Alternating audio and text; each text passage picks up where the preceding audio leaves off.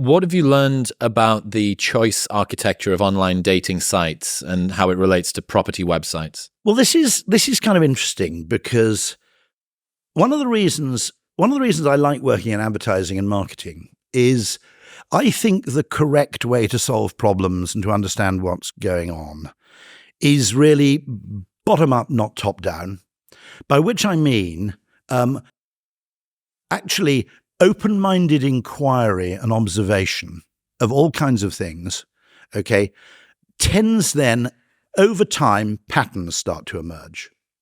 And I think the better way, what we try and do in politics in particular, is we start with a theory, we then impose the theory on reality, we trumpet the areas or the scale at which that theory succeeds, and we sweep under the carpet those areas where the theory basically fails. Okay, so if you take something like the efficient market hypothesis, it probably has an application in a few fields, and those are well celebrated and measured by economists.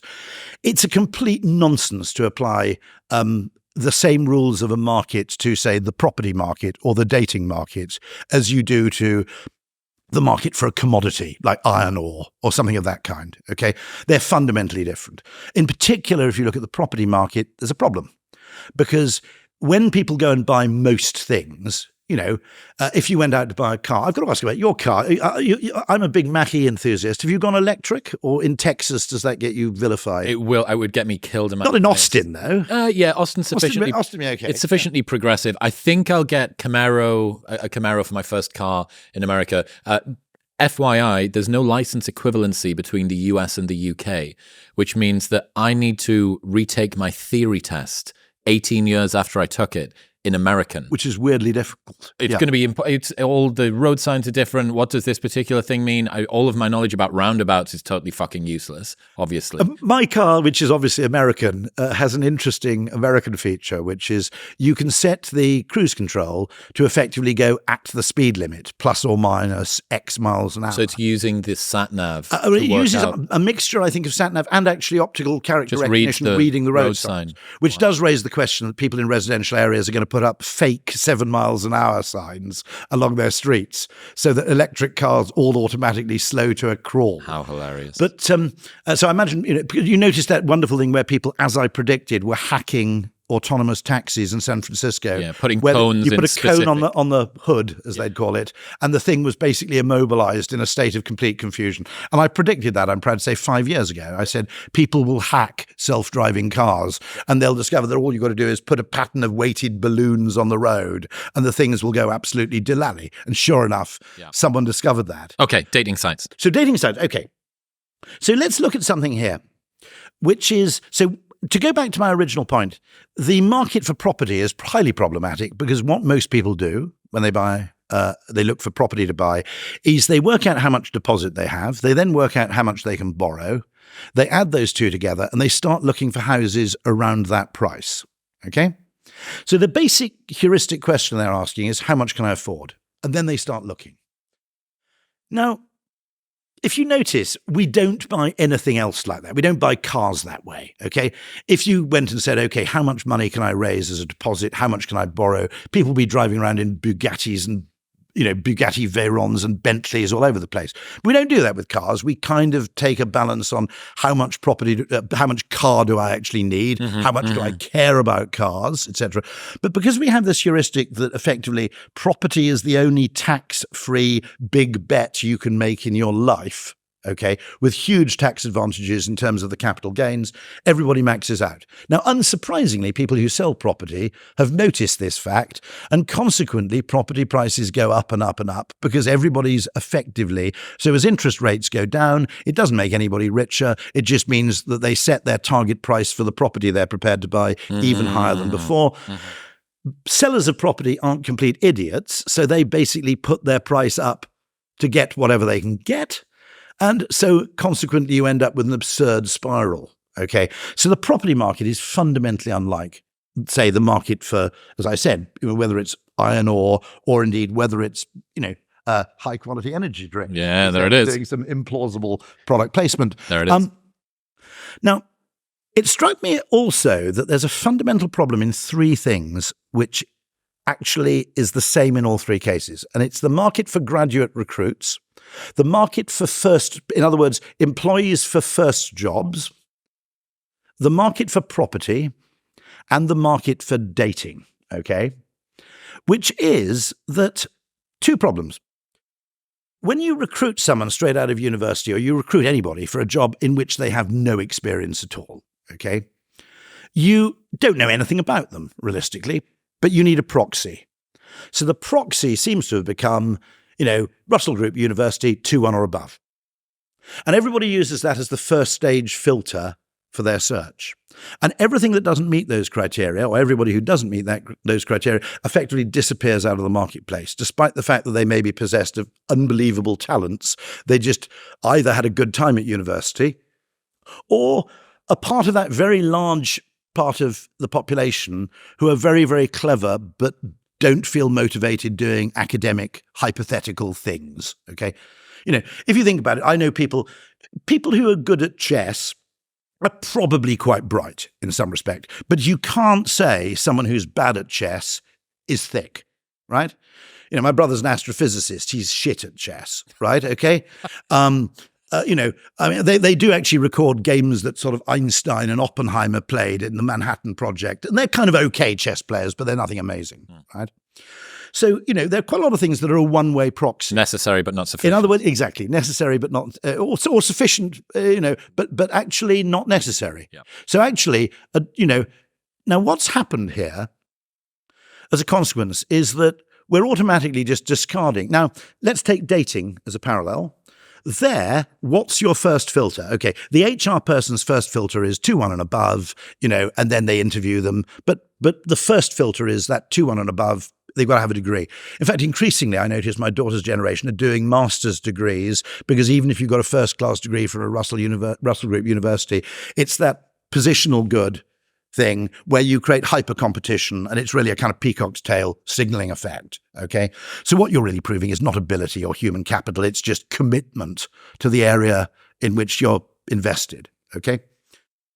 Now, in dating sites, it strikes me that what you have... Now, I got married long before there were online websites. And as a contemporary of mine said, who also got married before there was online dating, he said, I feel like I caught the last helicopter out of Saigon. Genuinely, I wouldn't know where to get started in online dating. But what's the first criterion you use? Accept or reject. Now, I'm assuming here you're a guy. I don't quite know. It works slightly differently, I think, for women, because obviously the demand is completely asymmetric, okay? But it's a still picture of them and some words of text. All right? Now, how good, just as 2-1 or above is not actually a brilliant proxy for how valuable an employee this person will be, it's all you've got, okay?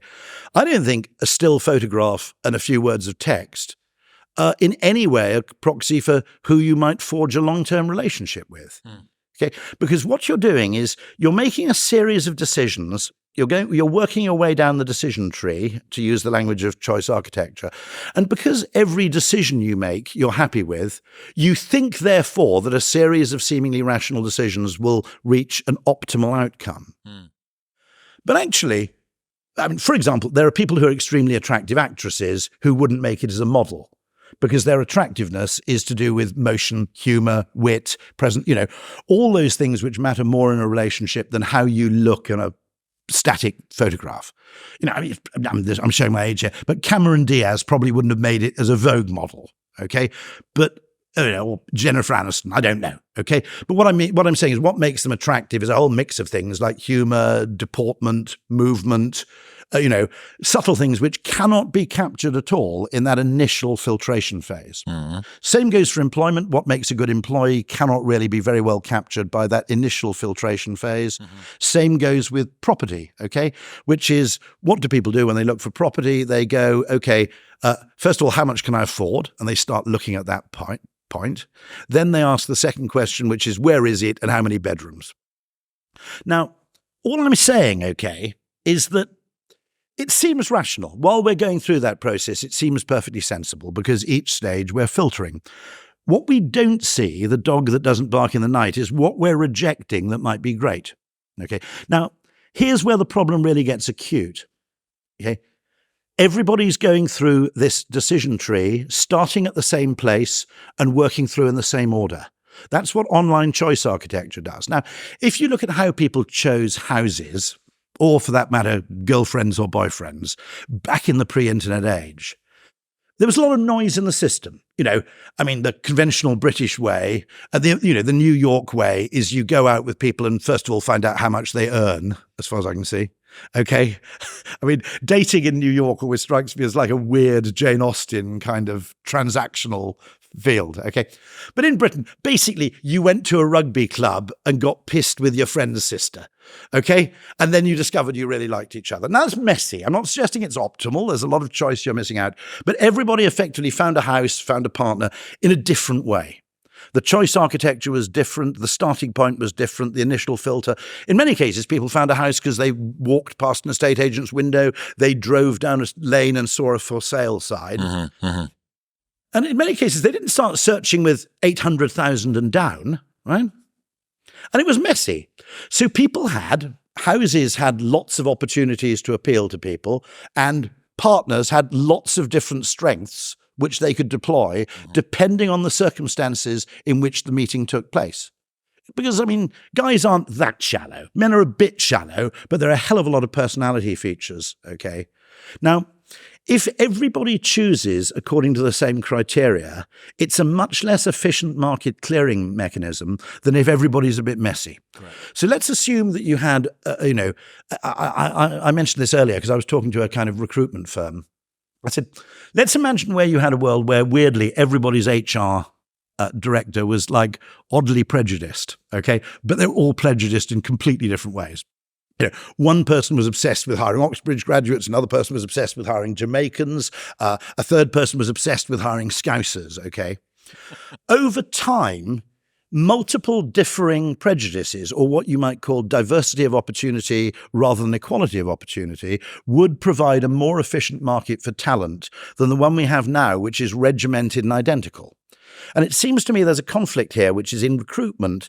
The need to look fair means you have to apply the same criteria to everybody, which means as that kind of consistency of selection spreads out across the whole of industry, okay, it actually means that there's a ludicrous undersupply of certain people who meet those initial criteria, while the 50%, 80% of people who don't meet those initial sortation criteria effectively go to waste. Yeah, it's like there must be a hell of a lot of girls who are single because they just don't look that great in the stills photo, right? Now, there's a further thing, which is, now I've got to be really careful because my wife's going to watch this. Okay. But actually, you don't want a wife or a house which appeals to everybody, right? If you marry a supermodel, right, basically they're going to run off with your tennis coach and take your house, right?